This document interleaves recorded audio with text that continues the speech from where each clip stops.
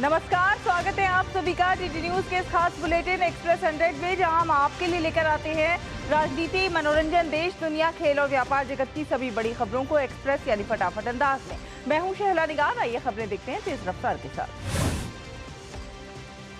प्रधानमंत्री नरेंद्र मोदी आज सिक्किम राज्य के 50वें स्थापना वर्ष के मौके पर 4000 करोड़ रुपए से ज्यादा की योजनाओं का उद्घाटन और शिलान्यास करेंगे। स्वास्थ्य सेवा क्षेत्र में प्रधानमंत्री नामची जिले के यांगंग में 100 बिस्तरों वाले आयुर्वेद अस्पताल की आधारशिला रखेंगे। वो NIT देवराली में 30 बिस्तरों वाले एकीकृत सोवा रिटपा अस्पताल का भी उद्घाटन करेंगे। शिक्षा क्षेत्र में प्रधानमंत्री यांगंग में सिक्किम विश्वविद्यालय के स्थायी परिसर चाकुंग में नेताजी सुभाष चंद्र बोस के उत्कृष्टता विश्वविद्यालय के प्रशासनिक ब्लॉक और गंगटोक जिले के हेचेगांग में हेलेन लेप्चा मेडिकल कॉलेज और ग्यालशिंग जिले के डेंटम में डेंटम व्यावसायिक कॉलेज का उद्घाटन करेंगे। सिक्किम में कनेक्टिविटी को और बेहतर करने के लिए प्रधानमंत्री सिरबानी और लोअर समदोंग में तीस्ता नदी पर बने 2 दोहरे लेन वाले स्टील मेहराबदार पुलों की आधारशिला रखेंगे, जो नामची और गंगटोक जिलों को जोड़ेंगे। पर्यावरण संरक्षण के प्रयासों के तहत प्रधानमंत्री नदी प्रदूषण नियंत्रण पहल के अंतर्गत सेंगतम कस्बे में सीवरेज प्रणाली के पुनर्निर्माण की आधारशिला रखेंगे। वे गंगटोक में जोन 3 में रोरोचू नदी के माध्यम से रानीचू नदी के प्रदूषण नियंत्रण योजना का भी उद्घाटन करेंगे, जिससे शहरी स्वच्छता और टिकाऊ इकोसिस्टम में सुधार होगा। प्रधानमंत्री नरेंद्र मोदी आज से उत्तर प्रदेश की 2 दिन की यात्रा पर रहेंगे। आज शाम को प्रधानमंत्री वाराणसी में आयोजित महिला सम्मेलन में भाग लेंगे। इसमें बड़ी संख्या में महिलाएं शामिल होंगी।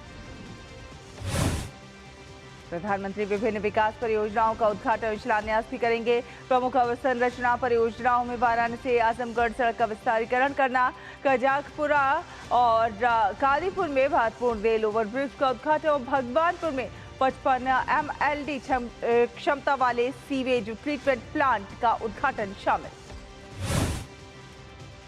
प्रधानमंत्री विभिन्न सामुदायिक परियोजनाओं का उद्घाटन करेंगे। इसमें जल जीवन मिशन के अंतर्गत 30 ग्रामीण पेयजल योजनाएं, चंद्रावती घाट का पुनर्विकास, सारनाथ के पास सारंगनाथ मंदिर का पर्यटन विकास और नागवा स्थित संत रविदास पार्क का सौंदर्यीकरण और जीर्णोद्धार कार्य शामिल। प्रधानमंत्री 2 नई अमृत भारत एक्सप्रेस ट्रेनों को भी हरी झंडी दिखाएंगे। ये ट्रेनें किफायती और आधुनिक यात्रा विकल्प प्रदान करेंगी और उत्तर प्रदेश, मध्य प्रदेश और महाराष्ट्र के बीच संपर्क बढ़ाएंगे। प्रधानमंत्री कल हरदोई जिले में गंगा एक्सप्रेसवे का उद्घाटन करेंगे, जो देश में विश्व स्तरीय अवसंरचना के विकास में महत्वपूर्ण उपलब्धि है। रक्षा मंत्री राजनाथ सिंह शंघाई सहयोग संगठन की रक्षा मंत्रियों की बैठक में हिस्सा लेने के लिए किर्गिस्तान की राजधानी बिश्केक पहुंचे हुए। SCO रक्षा मंत्रियों की बैठक में अंतर्राष्ट्रीय शांति, आतंकवाद विरोधी उपायों और SCO सदस्य देशों के बीच रक्षा सहयोग से संबंधित मुद्दों पर भी चर्चा होगी। किर्गिस्तान रवाना होने से पहले राजनाथ सिंह ने कहा कि वो दुनिया में चल रही सुरक्षा चुनौतियों के बीच भारत की वैश्विक शांति के प्रति प्रतिबद्धता को सामने रखेंगे। साथ ही वो आतंकवाद और चरमपंथ के खिलाफ भारत की जीरो टॉलरेंस की नीति को भी दोहराएंगे। यात्रा के दौरान रक्षा मंत्री SCO देशों के अपने समकक्षों के द्विपक्षीय मुलाकातें भी करेंगे और बिश्केक में भारतीय समुदाय से भी मिलेंगे। संयुक्त राष्ट्र महासभा के 80वें सत्र की अध्यक्षता एनालिना बेयरबॉक आज नई दिल्ली में विदेश मंत्री डॉक्टर एस जयशंकर से मुलाकात करेंगी। दोनों नेता प्रमुख बहुपक्षीय मुद्दों पर चर्चा करेंगे। एनालिना बेयरबॉक राजघाट पर राष्ट्रपिता महात्मा गांधी को श्रद्धांजलि भी अर्पित करेंगी। वे इलेक्ट्रॉनिक्स और सूचना प्रौद्योगिकी मंत्रालय के प्रतिनिधियों के साथ आर्टिफिशियल इंटेलिजेंस के संचालन और विनियमन पर भी संवाद करेंगी। पश्चिम बंगाल में कल दूसरे चरण के मतदान की चाक चौबंद तैयारी की गई है। मतदान से पहले निर्वाचन आयोग ने राज्य में 51 करोड़ रुपए से अधिक की जब्ती की जानकारी दी। जब्त की गई वस्तुओं में नकदी, शराब, नशीले पदार्थ, कीमती धातु और अन्य वस्तुएं शामिल। निर्वाचन आयोग ने सभी अधिकारियों को हिंसा, धमकी और प्रलोभनों से मुक्त चुनाव सुनिश्चित करने के निर्देश दिए हैं। इन प्रयासों के अंतर्गत राज्यों में 2728 से अधिक उड़न दस्ते तैनात किए गए। पश्चिम बंगाल के मुख्य निर्वाचन अधिकारी मनोज कुमार अग्रवाल ने भरोसा दिलाया कि 29 अप्रैल को होने वाला मतदान पूरी तरह निष्पक्ष, शांतिपूर्ण और पारदर्शी होगा। पश्चिम बंगाल में दूसरे चरण में राज्य के 142 विधानसभा क्षेत्रों में मतदान होना है, जिसमें 3,21,00,000 से ज्यादा मतदाता अपने मताधिकार का प्रयोग करेंगे और इसके लिए 41,000 से ज्यादा मतदान केंद्र बनाए गए हैं। पश्चिम बंगाल में सुरक्षा के लिहाज से केंद्रीय सशस्त्र पुलिस बलों की व्यापक तैनाती की गई है। 160 मोटरसाइकिलों पर सवार सीएपीएफ जवान संवेदनशील इलाकों में लगातार गश्त करेंगे। राज्य पुलिस और केंद्रीय बलों के बीच बेहतर समन्वय सुनिश्चित किया गया है, जबकि सेक्टर मजिस्ट्रेट और क्विक रेस्पॉन्स टीम भी तैनात रहेंगी। आगामी खरीफ सीजन के मद्देनजर सरकार ने अंतर मंत्रालय ब्रीफिंग के दौरान बताया कि पश्चिम एशिया में जारी संघर्ष के बावजूद देश में फर्टिलाइजर की कोई कमी नहीं है। ईंधन और उर्वरकों को लेकर सरकार ने लोगों से अपील की है कि वे अफवाहों से बचें और साथ ही अफरा तफरी में पेट्रोल और डीजल की खरीदारी न करें। साथ साथ सरकार ने एलपीजी की अनावश्यक बुकिंग से भी बचने की सलाह दी है। सरकार ने बताया कि एलपीजी की जमाखोरी और कालाबाजारी पर अंकुश लगाने के लिए देश भर में प्रवर्तन कार्रवाई हो रही है। मार्च 2026 से अब तक लगभग 5.52 लाख पीएनजी कनेक्शनों का गैसीकरण किया जा चुका है और अतिरिक्त 2.63 लाख कनेक्शनों के लिए बुनियादी ढांचा तैयार किया गया है। विदेश मंत्रालय के प्रवक्ता रणधीर जायसवाल ने बताया कि भारत खाड़ी क्षेत्र के देशों में अपनी पहुंच के विस्तार को जारी रखे हुए है। दिल्ली विधानसभा के 1 दिवसीय विशेष सत्र आज आयोजित किया जा रहा है। सत्र के दौरान महिला आरक्षण विधेयक पर चर्चा होने की संभावना। दिल्ली विधानसभा अध्यक्ष विजेंद्र गुप्ता ने वित्तीय वर्ष 2026-27 के लिए दिल्ली नगर निगम में प्रतिनिधित्व करने के लिए विधानसभा के 14 सदस्यों को मनोनीत किया। हरियाणा विधानसभा ने अपने विशेष 1 दिवसीय सत्र में महिला सशक्तिकरण पर एक विशेष समिति के गठन के लिए सरकार के प्रस्ताव को मंजूरी दी। हरियाणा के मुख्यमंत्री नायब सिंह सैनी ने इस बात पर जोर दिया कि कोई भी समाज तब तक सही मायने में प्रगतिशील नहीं हो सकता जब तक कि महिलाओं को गरिमा, समान अवसर और शासन एवं राष्ट्र निर्माण में निर्णायक भूमिका की गारंटी न मिले। मध्य प्रदेश सरकार ने समान नागरिक संहिता लागू करने की संभावना का पता लगाने के लिए एक उच्च स्तरीय समिति गठित की है और इससे संबंधित आदेश जारी किए हैं। समिति की अध्यक्षता सुप्रीम कोर्ट की पूर्व न्यायाधीश सेवानिवृत्त न्यायमूर्ति रंजना प्रसाद देसाई करेंगी। ये समिति उत्तराखंड और गुजरात जैसे राज्यों द्वारा अपनाए गए समान नागरिक संहिता के प्रारूपों का अध्ययन करेगी और साथ साथ मध्य प्रदेश की सामाजिक, सांस्कृतिक और आर्थिक वास्तविकताओं का भी ध्यान रखेगी। समिति को 60 दिन के भीतर अपनी रिपोर्ट मसौदा विधेयक देने को कहा गया है। गुजरात में स्थानीय निकाय चुनावों की मतगणना आज हो रही है और पारदर्शी मतगणना प्रक्रिया सुनिश्चित करने के लिए राज्य में मतगणना केंद्रों पर व्यापक सुरक्षा और प्रशासनिक प्रबंध किए गए हैं।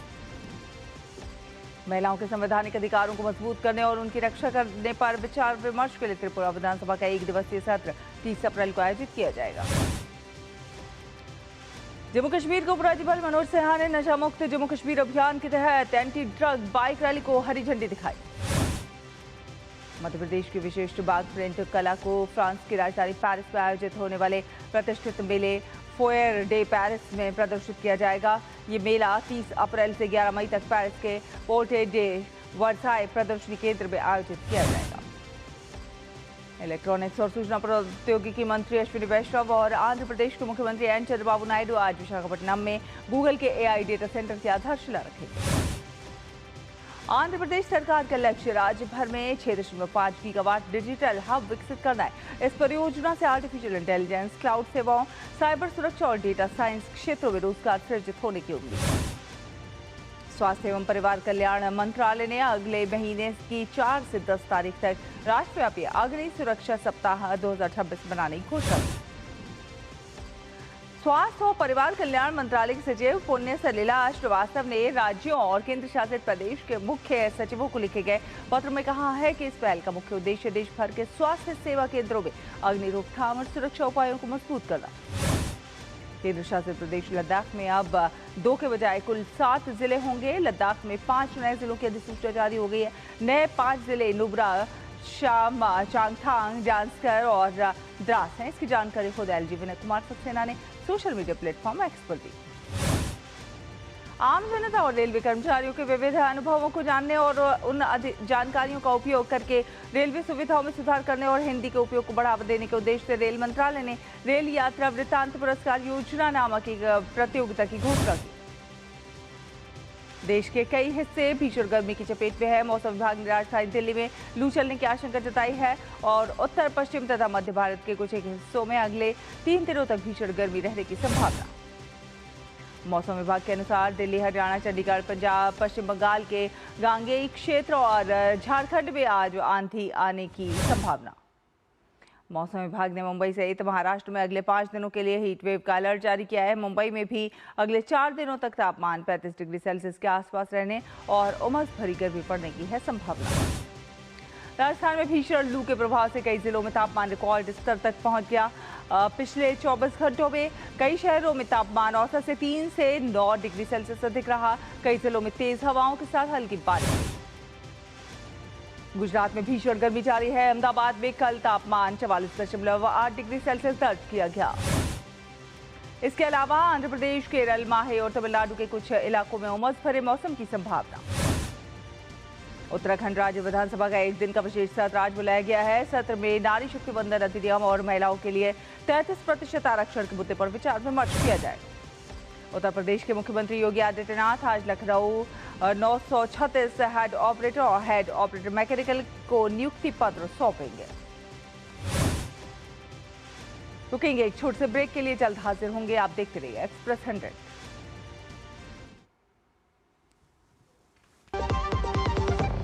खाने में मेरी क्वीन के लिए क्या है?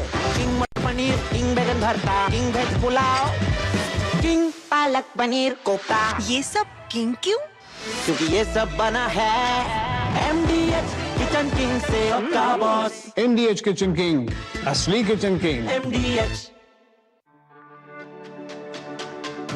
मेरी पसंद, मेरी पसंद, मेरी पसंद, मेरी पसंद, हमारी पसंद, हम सबकी पसंद। मजबूत देश का मजबूत सरिया हो गया स्टील। के बाद स्वागत है एक्सप्रेस 100 देख रहे हैं आप। रुक करेंगे कुछ अन्य खबरों का। भारत और न्यूजीलैंड ने नई दिल्ली में फ्री ट्रेड एग्रीमेंट पर हस्ताक्षर किए। केंद्रीय मंत्री पीयूष गोयल और टॉड मैकले ने समझौते पर दस्तखत किए। पिछले कुछ वर्षों में ये भारत का विकसित देशों के साथ 9वां मुक्त व्यापार समझौता है। इसके तहत न्यूजीलैंड ने अगले 15 वर्षों में $20 अरब का निवेश का वादा किया। भारत और केन्या ने नैरोबी में आयोजित संयुक्त व्यापार समिति की बैठक के दौरान केंद्रीय अप्रत्यक्ष कर एवं सीमा शुल्क बोर्ड और केन्या रेवेन्यू अथॉरिटी के बीच प्री अराइवल इंफॉर्मेशन शेयरिंग को लेकर समझौता किया। इस समझौते के तहत कस्टम क्लियरेंस की प्रक्रिया तेज और पारदर्शी होगी और इसके अलावा जोखिम प्रबंधन बेहतर होगा और व्यापार में देरी कम होगी। आंध्र प्रदेश के मुख्यमंत्री एन चंद्रबाबू नायडू ने केंद्र सरकार से मक्का खरीदने और कीमतों में गिरावट से जूझ रहे किसानों को मदद देने के लिए तुरंत कदम उठाने की अपील की। नीति आयोग ने DPI Act 2047 road map launch किया और इसका उद्देश्य AI और ब्लॉकचेन के जरिए सरकारी सेवाओं को मजबूत बनाकर नागरिकों की आय और डिजिटल सुविधाओं को गांव तक पहुंचाना। DPI Act 2047 रोड मैप को 2047 तक विकसित भारत के लिए विजनरी ब्लूप्रिंट बताया गया, जो नॉन लीनियर ग्रोथ से तेज सामाजिक आर्थिक विकास पर केंद्रित। मुख्यमंत्री देवेंद्र फडणवीस ने महाचतुर AI चैटबॉट लॉन्च किया, जो कि शिक्षा, कौशल विकास और रोजगार के बीच कड़ी का काम करेगा। ये व्हाट्सएप आधारित प्लेटफॉर्म युवाओं को ट्रेनिंग, नौकरी और उद्यमिता से जुड़ी जानकारी एक ही जगह पर देगा और इसके जरिए अप्रेंटिसशिप रजिस्ट्रेशन अब 2-3 दिन के बजाय सिर्फ 15 मिनट में पूरी हो सकेगी। भारतीय रेलवे ने मुंबई सेंट्रल अहमदाबाद वंदे भारत एक्सप्रेस में कोच संख्या 16 से बढ़ाकर 20 करने का फैसला किया। ये व्यवस्था आज से लागू होगी। बढ़ती यात्री मांग को देखते हुए ये कदम उठाया गया है, जिससे यात्रियों को बेहतर सीटिंग सुविधा मिलेगी और यात्रा अनुभव और बेहतर होगा। 491 किलोमीटर लंबा रूट पश्चिम भारत के 2 सबसे ज्यादा आर्थिक रूप से सक्रिय शहरों को जोड़ता है, जो 5 घंटे 30 मिनट में अपनी यात्रा पूरी कर देगा। सरकार ने कहा है कि छोटे सिलेंडरों की सप्लाई बढ़ाई गई है। सरकार ने स्पष्ट किया है कि किसानों को यूरिया, DAP जैसे उर्वरक और पुराने और सस्ते दामों पर मिलेंगे। सरकार के अनुसार किसानों को किसी कमी का सामना नहीं करना पड़ेगा। TRAI सार्वजनिक वाईफाई नेटवर्क के विस्तार पर परामर्श पत्र जारी कर हितधारकों से 25 मई तक सुझाव मांगे। विदेश मंत्रालय के अनुसार खाड़ी क्षेत्र में उड़ानों की स्थिति धीरे धीरे सामान्य हो रही है। एयर इंडिया और इंडिगो जल्द ही कतर से भारत के लिए फिर से शुरू करेगी अपनी उड़ान। भारत में यात्री वाहनों की थोक बिक्री 16% बढ़कर 4.4 लाख यूनिट। भारत में सोने की निवेश तेजी से बढ़ा। वर्ष 2025 में कुल सोने की खपत में निवेश का हिस्सा बढ़कर 42% हुआ। भारत में पूंजी बाजार में निवेशकों की भागीदारी तेजी और नेशनल स्टॉक एक्सचेंज ने 27 अप्रैल 2026 को 13 करोड़ यूनिक रजिस्टर्ड निवेशकों का आंकड़ा बनाकर नया रिकॉर्ड बनाया। ये उपलब्धि सिर्फ 7 महीनों में हासिल हुई। डिजिटल प्लेटफॉर्म, बढ़ती जागरूकता और युवाओं की रुचि इस वृद्धि के प्रमुख कारण। एफपीआई ने अप्रैल में अब तक 43,967 करोड़ रुपए के शेयर बेचे। अमेरिकी राष्ट्रपति डोनाल्ड ट्रंप ने अपने शीर्ष राष्ट्रीय सुरक्षा सलाहकारों के साथ ईरान युद्ध रोकने और होर्मुज स्ट्रेट खोलने के प्रस्ताव पर चर्चा की। इस बीच ईरान के विदेश मंत्री अब्बास अराक्ची ने रूसी राष्ट्रपति पुतिन से की मुलाकात। ब्रिटेन के राजा चार्ल्स तृतीय और रानी कैमिला ने व्हाइट हाउस पहुंचकर अमेरिकी राष्ट्रपति डोनाल्ड ट्रंप और प्रथम महिला मेलानिया ट्रंप से की मुलाकात। ये दौरा अमेरिका की 250वीं वर्षगांठ से जुड़ा और 2 दशक बाद किसी ब्रिटिश सम्राट का पहला अमेरिकी दौरा। संयुक्त राष्ट्र महासचिव एंटोनियो गुटेरेस ने परमाणु अप्रसार संधि के कमजोर पड़ने को लेकर जताई चिंता। मैक्सिको में सुरक्षा बलों ने जेलिस्टो न्यू जनरेशन कार्टेल के शीर्ष कमांडर ऑड्रियस फ्लोरेस को गिरफ्तार किया। इराक में शिया गठबंधन कोऑर्डिनेशन फ्रेमवर्क ने अली अल जैदी को प्रधानमंत्री पद का उम्मीदवार घोषित किया। दक्षिण सूडान की राजधानी जुबा के पास एक छोटा यात्री विमान हुआ दुर्घटनाग्रस्त, जिसमें सवार सभी 14 लोगों की मौत। शुरुआती रिपोर्टों में खराब मौसम और कम दृश्यता को दुर्घटना की संभावित वजह बताया गया। उड़ान भरने के कुछ ही देर बाद एयर ट्रैफिक कंट्रोल से टूट गया था संपर्क। एसएसआरसी के अनुसार दुर्घटना स्थल तक पहुंचना मुश्किल रहा और बचाव अभियान घंटों चला।